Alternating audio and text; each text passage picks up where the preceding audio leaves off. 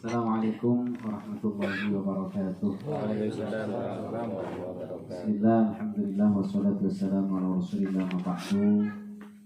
Sangat dan ulama menjadi Keteja pengurus PAC Ansor Tanggetang Omlangkong, Saudara Nasimulja, Ketua terpilih sekaligus Ketenggula akan mengucapkan selamat atas dikukuhkannya saudara sahabat muslimu yang kedua kalinya memimpin Ansor Batang-Batang. Semoga kedepannya tambahi kekuatan sama Allah. Amin. Terus istiqomah dan khidmah di Ansor sesehingga tambahi keberkahan kepada kita semua. Amin Allahumma amin. Juga sarana semulja Bapak Syukur Rahman pengurus PC ya, PC Ansor. Saya alhamdulillah bisa rangsang dan kolajuan seteja. Terjukan sarana tuan rumah sahabat Ghafur sekeluarga. Semoga kalaban hadirnya dan kolajuan seteja di tempat kadito sehingga Allah masukani tempat kadito jadi tempat saya penuh kalaban barokah. Barokana kalaban barokah nahdlatul ulama, lebih-lebih kalaban barokana pamausan kitab Risalah Ahlus Sunnah wal Jamaah pada itu juga banyak akibat barokah manfaat perjuangan akibat banyak dan kolajuan saja. Amin Allahumma amin. Para rabu sedang pertemuan menjaki ngereng dan gula bagi narosaki pamausan kitab. Bismillahirrahmanirrahim. Bismillahirrahmanirrahim.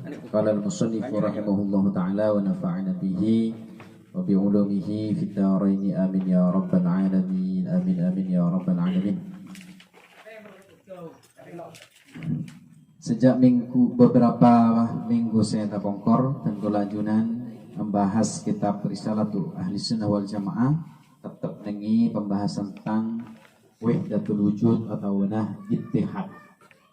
Jadi istilah wahdatul wujud menyatukan wujud kita dekat Allah Subhanahu wa taala. Saya sering gak dinto dilontarkan oleh beberapa kalangan mutasawwifin al-jahalah atau mutasawwifin al-juhal menabi istilah saya kutip sareng Hadratus Syekh kepaneka ahli tasawuf yang hakikatnya bodoh.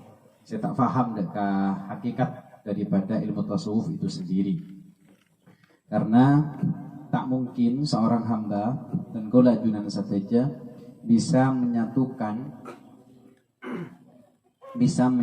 hamba dekat Allah Subhanahu wa taala. Jadi tidak mustahil itu terjadi. Bahkan Betan Gaula mencoba menukil dari kitab Rawdatul Talibin wa Umdatus Salikin karya dari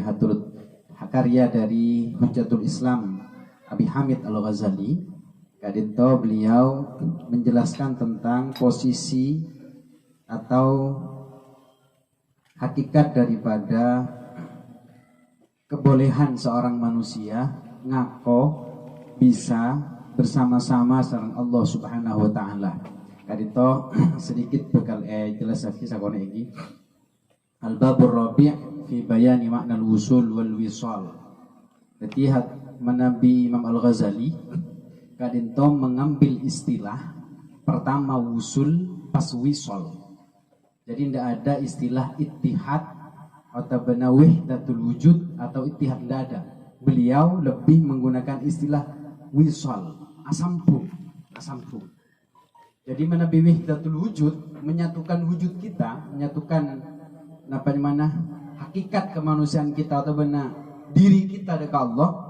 Kadito tidak ditemukan manwi di dalam istilahnya Al-Ghazali di dalam kitab Rawdatul Talibin wa Umdatus Salikin.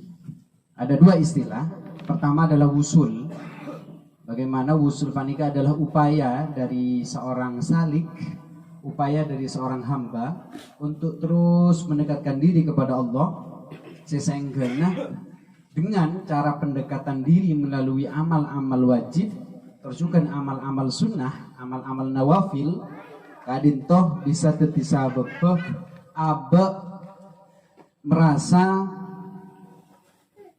tak sebisa ekeresaki abe kecuali Allah Subhanahu wa Ta'ala. Nikahnya mana usul. Kemudian pangkat yang kedua panikahnya mana wisol. Wisol itu ketika seorang hamba ampon segala hal sebenarnya dirinya kak dintoh adalah Allah Subhanahu wa Ta'ala. Jadi dia tidak bisa melihat kecuali seiolati adalah keesaan tercukan kudrat iradatnya Allah Subhanahu wa Ta'ala. Dia tidak bisa berbicara kecuali yang dibicarakan tentang Allah Subhanahu wa Ta'ala. Bahkan tidak bisa dia mengeluarkan nafas kecuali keluar dan masuk nafas aisyah kalaban asma Allah Subhanahu wa Ta'ala. Nikah saya kocak wisal menurut istilahnya Al-Ghazali. Jadi tak mangki istilah wahdatul wujud atau benar ittihad. Saya kau lagi di bayani makna usulul wisal iklam annal wusula ya kita ni kuningi kitabnya Al-Ghazali bahwasanya wusul huwa ayyang kashifa lil abdi haliyatal haqqi wa yasiru mustaghriqan bih. Artinya ketika seseorang itu disebut wusul ketika semua hal panika ampun istighraq ngabieki semua hal sebagai di dalam dirinya bihi deka Allah Subhanahu wa Ta'ala. Fa inna dhara ila ma'rifatihi fala ya'rifu illallah. Maka ketika ampun melihat deka ma'rifat Allah Subhanahu wa Ta'ala fala ya'rifu illallah, maka tidak bisa tahu kecuali tahunya hanya deka Allah. Wa inna dhara ila himmatihi, ketika misalkan dilihat dari himmah cita-cita dari orang yang ampun wusul deka Allah fala himmata lahu siwahu, maka tidak ada cita-cita lain kecuali Allah Subhanahu wa Ta'ala. Fa yakunu kulluhu mashghulan bi kullihi musyahadatan wa himmatan, maka pada seluruhnya dari hamba tersebut mashghulan panika ngabieki ngarepot ngabieki bi kullihi kalaban satejana musyahadatan baik dari segi penglihatannya wa himman dan tujuan hidupnya satejana yaitu rakid ke Allah Subhanahu wa Ta'ala. Wala yaltafitu fi dzalika ila nafsi, dan mereka tidak pernah aletolian baik di dalam musyahadah baik himmahnya dekat diri sendiri. Yu'ammiru dhahirahu bil ibadah au batinahu bi tahdhibil akhlaq. Alasannya kenapa maksud jasi badani ka Allah ya kan? Supaya dia ngaramiyaki atau otabana memberikan kemakmuran zahirnya bil ibadah kalaban ibadah. Jadi zahirnya ikabiaki kalaban abana kalaban ibadah, kemudian batinnya ikabiaki kalaban tadhibil akhlaq. Wa kullu dzalika taharah. Ika pas disebut dengan abana buru ya kocak soce. Baik soce secara zahir, soce secara batin. Wa hiyal bidayah. Dan ini baru disebut sebagai permulaan dari seorang salik, permulaan dari orang menuju ke Allah Subhanahu wa Ta'ala. Nabi mampu secara zahir abad nekabeki kalaban urusan ibadah, dan secara batin mampu angkui melatih abad angkui terus menghilangkan sifat-sifat rodiah sebedayate, bisa menghilangkan takabur, bisa menghilangkan sifat sum'ah, bisa menghilangkan sifat-sifat si coba di dalam ate. Terus-terusan nikah baru namanya bidayah, nikah ekocak wusulnya mana. Wa amman nihaya nikah pas wisol. Adapun puncak dari itu semua ayan solikha min nafsihi bil kulliyati, yaitu panika ampun merusak dari dirinya sendiri bil kulliyati dengan sepenuhnya, wa yatajarradu lahu, ban menyetong tajarrud lahu deka Allah Subhanahu wa Ta'ala ka'annahu huwa wa dzalika wal wusul, dan itu baru disebut dengan wusul. Jadi tak emok lagi, tak emok boleh berurusan mafabusa zahir, tak emok boleh mafabusa urusan ate. Kenapa? Karena zahir ampon terus-terusan tak usah latih boleh kangkui ngalakoni perkara bagus, termasuk urusan ate tak usah latih boleh kangkui ngalakonana ngilang lagi ya sifat-sifat juga nih ate. Ampun secara diri sendiri pun menjadi pembawaannya ampun.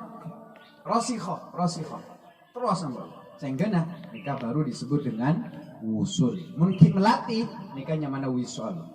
Wusul gila wisol nih guys. CSC kambing 2 pangkat yang kedua.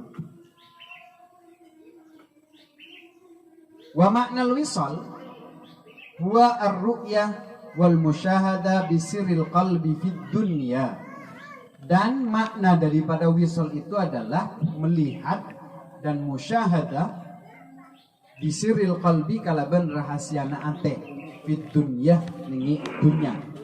Jadi ningi dunya seseorang itu pacet bisa mulai tidak ke Allah tapi bisirril qalbi atena cuman bisa mulai tidak ke Allah Subhanahu wa taala. Wa bi ainir ra'si fil akhirah. Jadi mun akhirat kabaki maka manusia bisa mulai Allah Subhanahu wa taala. Namanya mana? Bi'ainir ra'si dengan mata kepala kita sendiri bisa melatih dekat Allah Subhanahu wa taala. Wa dzalika yatafawatu bi tafawuti martabatihim. Tapi hal itu juga berbeda-beda. Tergantung makomnya masing-masing.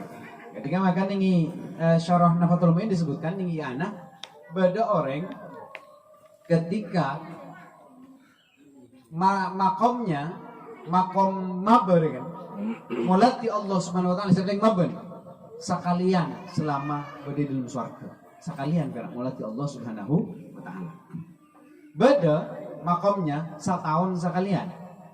Beda makomma seminggu sekalian. Beda Jumat. Beda makomma seare sekalian. Beda seare dua kali. Terus beda terus-terusan mulati dekat Allah Subhanahu wa taala. Maka mulati zat Allah Subhanahu wa taala fil akhirah adalah puncak dari seluruh kenikmatan sebadan ini suarga. Makanya sering ulama tasawuf itu mengkritik orang ketika mensifati suarga itu dengan bidadari, dengan makanan-makanan senyaman, dengan minuman-minuman yang lezat. Kalau gila menghili tasawuf. Mun perak suarga sih rekan bidadari lucu urusan dung menolong rekan kalau lain. Jadi gila-gila ya. Ketika hanya mensifati suarga itu dengan orang masuk suarga oleh hadiah bidadari betonggol biki misalkan. Ben misalnya ketika bercinta dengan bidadari tak namanya mana kita bagi dengan tunya tak ada lesok tak ada ambuna untuk macam ambu tibi kan ada nanti abu terus beri kemampuan sarang kesal kecuali lambu guru mentah ambu lanjut nggak nikah menurut ulama tasawuf ketika ada orang menjelaskan tentang swarga tapi mensifatinya dengan nafsu syahwat itu gila-gila karena hakikat puncak kenikmatan yang surga hakikatnya adalah an-nadhru ila dzatillahi subhanahu wa ta'ala. Gimana yang melatih dekat zat Allah subhanahu wa ta'ala dan itu hanya bisa dilakukan dengan akhirat. Mun itunya tak bisa.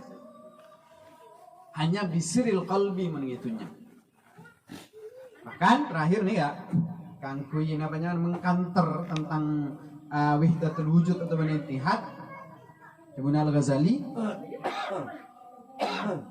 falaisa maknal wisal ittisalul dzat bidzatillahi ta'ala. Maka tidak ada wisal itu tidak bisa dimaknai sebagai sambungan zat manusia dengan zat Allah Subhanahu wa ta'ala. Ta'ala Allahu an dzalika 'uluwan kabira. Na'udzubillah min dzalik dari pemahaman-pemahaman saya sami ketika itu. Maka Al-Ghazali menggunakan istilah dengan wisal, tidak menggunakan ittihad atau benar wahdatul wujud. Ini kasih Ahlus Sunnah wal Jamaah si asli versi Al-Ghazali. Makanya Ringi kitab panika Risalah Ahlus Sunnah wal Jamaah atur tusyih sangat mengingatkan dekatan gula junan saja agar tidak sampai terpengaruh terhadap faham-faham yang mengatakan atau mengaku sebagai faham wahdatul wujud atau benar ittihad. Jangan, karena nikah tidak termasuk bagian dari Ahlus Sunnah wal Jamaah. Dan misalkan ada, kata saya kemarin, misalkan beda orang dengan istilah-istilahnya panika terindikasi terhadap makna-makna ittihad atau benar wahdatul wujud manunggaling kaula Gusti, misalkan beda, maka debuna hatur tusyih laisa 'ala dhahir al-mutawahham, maka kita tidak boleh mengartikan secara makna zahirnya saja, harus ditakwil, karena mentakwil risiko, bisa-bisa orang tersebut kita anggap kafir atau murtad, bisa mentakwil. Mun misalnya dalam kondisi panika kita mengklaim seseorang memang murtad misalnya, ini risikonya kenapa? Kita tidak pernah tahu, barangkali orang tersebut siada bunga keruah parpak nafana dari Allah Subhanahu wa Ta'ala. Maka kita nyari challenge si aman. Jadi misalkan ada ucapan-ucapan seperti itu, kita takwil saja kepada takwilan si mubahat, si mungkin saja masuk akal, dan tak sampai dapat makom murtad atau benar riddat. Wa inamal murad dan mastena atining saya maksud qaulul arif ini panika jabuna orang si arif wa ilmuka annal kulla amriyun wal ma'nal musamma bittihadi. Wa ilmuka tining pangoningan sampean anna kullal amri dak semua saben-saben perkara amriyun di panika pacet perkara si biasa terjadi huwa di panika ilmuka al makna al musamma panika arti senyamai bil ittihad kalaban ittihad. Jadi makna daripada ittihad panika adalah parlo takwil ini adalah kulul amriyun, semua sesuatu panika berjalan sesuai kalaban alurnya, dengan alurnya saja.